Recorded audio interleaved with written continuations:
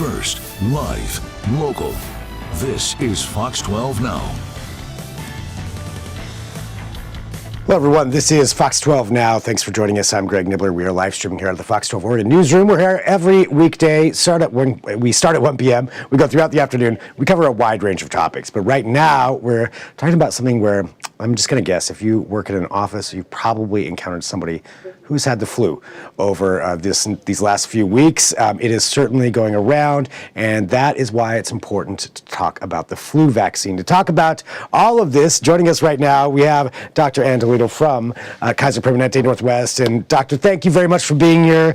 Always good to have you on the show just to help get some knowledge and understanding about what is going on. But certainly it does seem like the flu is here as far as it seems like people are getting this right now.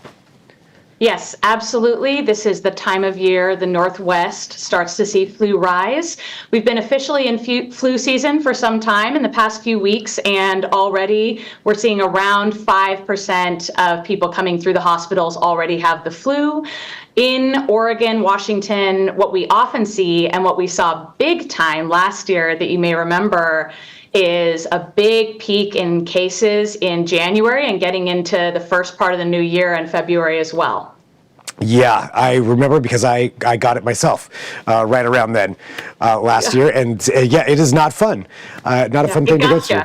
Yeah, it got me. It feels terrible. It feels terrible and way worse than a regular cold. That's what all my patients report. That was my own experience as well.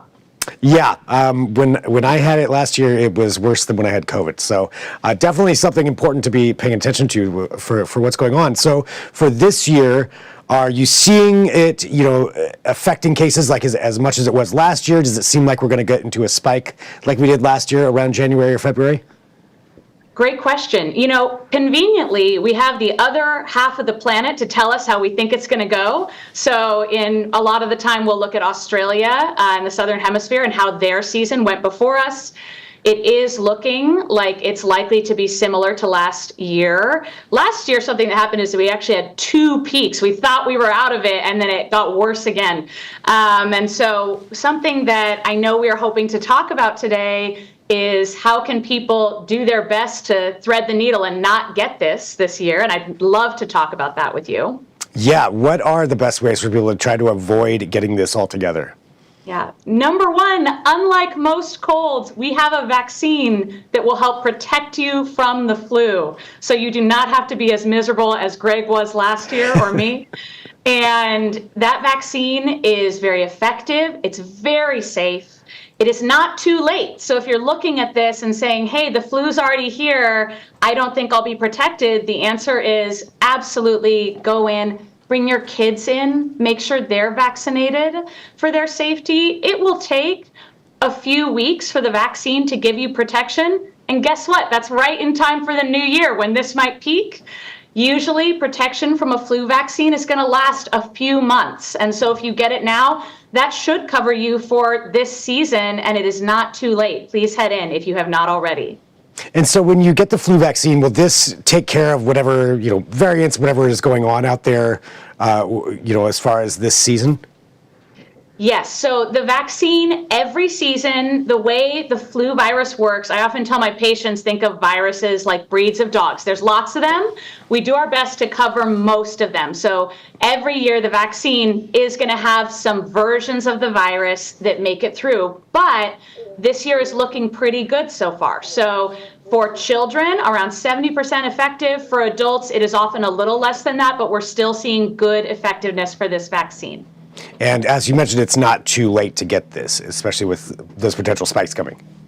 Yeah, get in there. Again, it takes a few weeks to build up immunity once you have the vaccine. So now is the best time to head right in. And then you can expect, around 3 months of protection likely, which should get people through this flu season. Is there any other just general recommendations for advice on how to try to make sure, especially with holidays here and parties going on and all that kind of stuff, gatherings, to try to avoid getting any kind of sickness during this time? Great question. Absolutely. In addition to the vaccine protecting yourself, I do want to make the point this is going to protect people you love. Do you have a newborn baby in your family who's going to be at the holidays or seeing you in the new year, or a grandparent who's more frail? You not getting the flu and giving it to them will also be protective. And let's say you're unlucky, or a family member they got the flu. When can you be around other people? This is what all my patients want to know from me, not just when can I go back to work, when can I be around my family or at celebrations. If you want to be really cautious, a good rule of thumb to use is wait until 2 or 3 days after your symptoms started, and at least 24 hours since you have had a fever, without the use of Tylenol or ibuprofen to lower the fever. That's a good rough rule when someone should be getting less contagious. If you want to be really cautious, what we would say, and what we tell healthcare workers who are around sick people very often, is wear a mask for another week after you come back, just to be on the safe side so you're not spraying snot at people who are sick. That is, yeah, you don't want to do that. You don't want to be that person at the office. It's frowned upon. Yeah, it's frowned upon. Yeah. Yes. Okay, so really good advice there on all this, but it sounds like, the biggest thing that you can do is go get that vaccine. Yes, absolutely. That's one of the most important things for you and for the people you love around you. Anything else that you think is important just to let people know about? Well, a couple things. One, just in the past couple years, you can test yourself for flu with an over-the-counter kit, just like COVID. A lot of people don't know that. That came out in the past couple years. So if you think you have a fever, you're having bad body aches, you're having coughing, sneezing, I would recommend getting that test, getting a sense of if you have the flu or COVID. So that is available. You don't even have to wait in line at urgent care or an ER to test yourself for flu now. So that's a good thing that's available. And the other thing is that, people, when they feel really crummy, oftentimes the flu comes on fast. Someone will be feeling fine, and then they come in and they say, man, I took a nosedive today and started feeling so tired and so achy.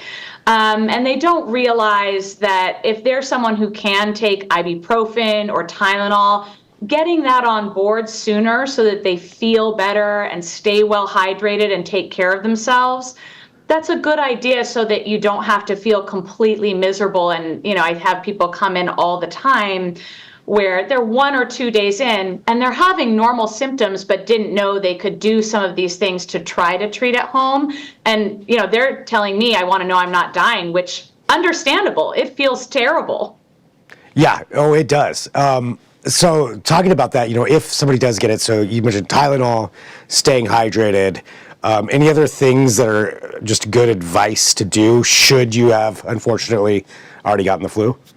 Yeah, those are the main ways we care for it. And for people who are more frail or have more medical problems, and for children, a really important part of finding out if you have the flu early is that there is a medicine called Tamiflu that can help prevent someone from having very serious complications. But you can only start it if you're in the first couple days. So you don't want to wait to have the answer. So if you have a very young child or baby, if you have an older adult who's very frail, please contact their doctor if they do have the flu. And then another thing would be, let's talk about warning signs when you do need to see a doctor and you have the flu. Yeah, how do you know the difference between, say, just having a regular cold, which goes around all the time, or the flu? Great question. You might not most of the time. So can someone who's been vaccinated have much milder symptoms because they're mostly protected? Yes, someone could come in with a runny nose, cough, no fever, and turn out to have the flu, especially if their immune system is more protected, which I'd say is still a win. But usually, classic influenza symptoms are people are really tired, they're having fevers over 100, their body hurts, their joints hurt, oftentimes they have a headache. Those are some symptoms that are much more prominent with flu than with your regular colds. Colds tend to be a lot of sniffles, a lot of runny nose, a lot of congestion and cough. Those things do happen with the flu as well, but if we're talking classic way that people come in, those would be some of the differences. So good to know. So if you're noticing those differences, as you mentioned, there's an over-the-counter test, or it sounds like just call your doctor. Yes. And if you're someone who feels like, wow, I really can't catch my breath, even when I'm not in the middle of a coughing fit, or I'm feeling so tired I just can't get myself up out of bed, or they're not able to drink enough water and they haven't, peed all day. Those are signs where maybe someone is getting a lot sicker, or if they are actually confused. This can happen with older adults as they can feel so sick, they start to get confused. That's when we want to see someone and find out if they have much more severe flu and need to be in the hospital. All right. So all things to be paying attention to and watch out. And bottom line, it sounds like get your vaccine. Yes. Thank you. Well, Doctor, thank you very much for joining us. I really appreciate it. Hope you have some great holidays. And, thank you for this advice. Absolutely. Thanks so much for having me. Be safe, everyone. All right, and for everybody watching, this is Fox 12 Now. We're going to go ahead and take a break. So if you're watching on our website or our apps, you'll see this programming switch for just a little bit. I'll be back at 3 o'clock. We'll be here throughout the afternoon, though. So if there's any breaking news, I'll be back for you with that as well. But thanks for watching. Again, I'm Greg Nibbler. This is Fox 12 Now.